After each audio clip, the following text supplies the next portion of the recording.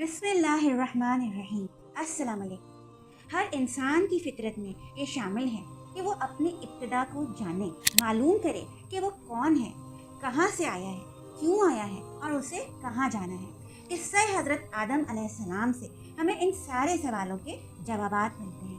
अगर आप इस चैनल पर न्यू हैं तो चैनल को सब्सक्राइब कर दीजिए और मेरी वीडियो को लाइक और शेयर कर दीजिए और बेल आइकन को प्रेस करना मत भूलिएगा ताकि मेरी हर आने वाली वीडियो आपको मिल सके।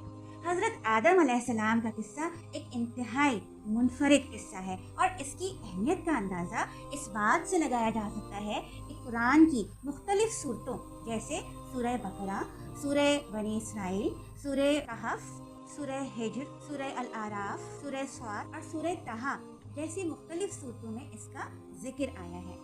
इन तमाम सूरतों का अगर मैं आपको खुलासा करके सुनाऊं तो वो कुछ इस तरह है कि जब अल्लाह ताला ने इंसान को तख्लीक करने का इरादा फरमाया तो अल्लाह ताला ने फरिश्तों से फरमाया कि मैं एक ऐसी मखलूक दुनिया में भेजना चाहता हूँ जो मेरा खलीफा और नायब होने का किरदार अदा करे।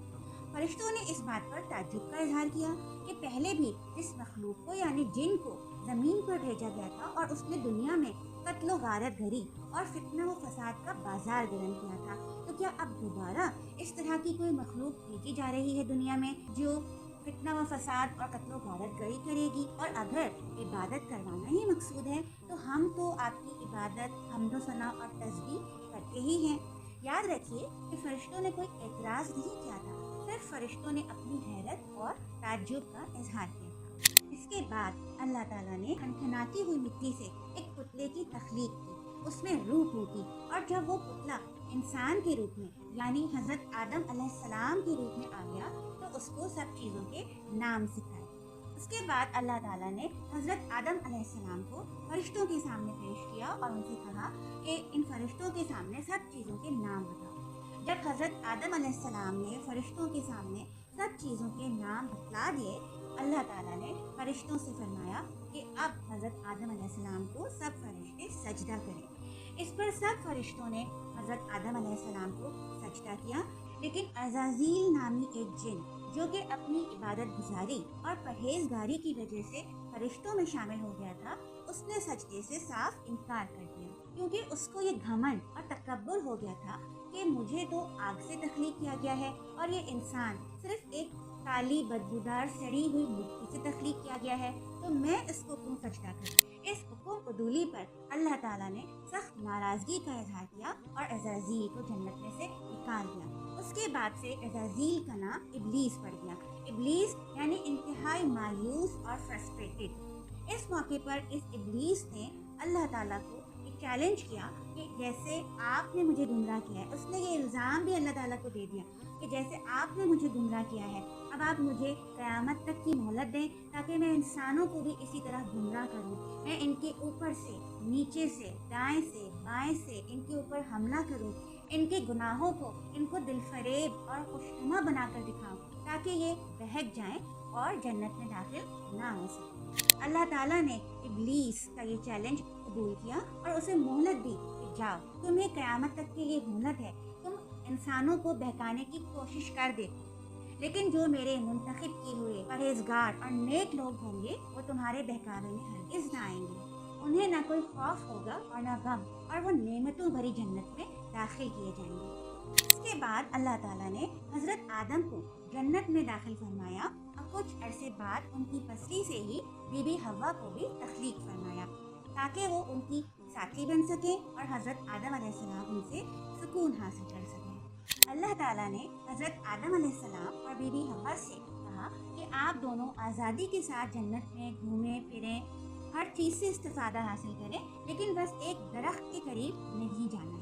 इस मौके पर इब्लीस को अपनी चाल चलने का मौका मिल जाता है और वो बीबी हव्वा और हज़रत आदम अलैहिस्सलाम को बहकाने के लिए मुख्तलिफ हरबे आजमाता है और उनके दिलों में वसवसा डालने की कोशिश करता है। जैसा कि हम सब जानते हैं कि अंबिया किराम अलैहिस्सलाम मासूम, गुनाहों से पाक होते हैं, लेकिन इंसान होने के नाते उनसे कभी कभी कोई भूल चूक या इज्तिहादी गलती यानी मसले को समझने में गलती हो सकती है। इस मौके पर भी हज़रत आदम अलैहिस्सलाम से इज्तिहादी गलती हुई और उन्होंने शैतान के बहकावे में आकर उस तरह का फल खा लिया। लेकिन जैसे ही हजरत आदम अलैहिस्सलाम और बीबी हव्वा ने उस दरख्त का फल अपनी ज़बान पर रखा, उनके जन्नत के लिबास उतर गए और वो अपनी फितरी शर्म हया की वजह से जल्दी जल्दी जन्नत के दरख्त के पत्तों से अपने जिस्मों को ढांपने लगे। वो समझ गए कि उनसे बहुत बड़ी गलती हो चुकी है। चुनाचे उन्होंने इंतहाई आजिज़ी और बेबसी से अल्लाह ताला को पुकारा और इन अल्फाज में अपनी गलती की माफ़ी चाहिए। ऐ हमारे रब, हमने अपनी जानों पर जुल्म किया। अगर तूने हम पर रहम ना किया और हमें माफ़ ना किया तो हम खसारा पाने वालों में से हो जाएंगे। हज़रत आदम अलैहिस्सलाम और बीबी हव्वा के इस तरह माफ़ी मांगने, तौबा और इस्तिग़फ़ार करने पर अल्लाह ताला ने उन्हें बख्श दिया और उन्हें कहा कि अब तुम दुनिया में जाकर रहो, वहीं गुजर बसर करो। दुनिया में अब तुम्हारी जो नस्लें आएंगी, अगर वो मेरी तरफ से भेजी हुई हिदायत के मुताबिक अपनी ज़िंदगी गुजारेंगी, नेमतों भरी जन्नत में दाखिल की जाएंगी। लेकिन जो लोग नाफरमानी करेंगे और इब्लीस की पैरवी करेंगे तो उनको जहन्नुम में झोंक दिया जाएगा। हज़रत आदम अलैहिस्सलाम के इस किस्से से हमें इंसानी इर्तिका के अमल का पता चलता है कि इंसान का वजूद कैसे अमल में आया। इसके साथ हमें ये भी पता चलता है कि इंसान को इस दुनिया में भेजे जाने का मकसद क्या है। यानी इंसान को अल्लाह ताला ने दुनिया में खलीफा या अपना नाइब बनाकर भेजा है ताकि वो अल्लाह ताला की शरीयत, अल्लाह ताला के हुक्म इस दुनिया में नाफिज करे, और यही इंसान की ज़िंदगी का मकसद है।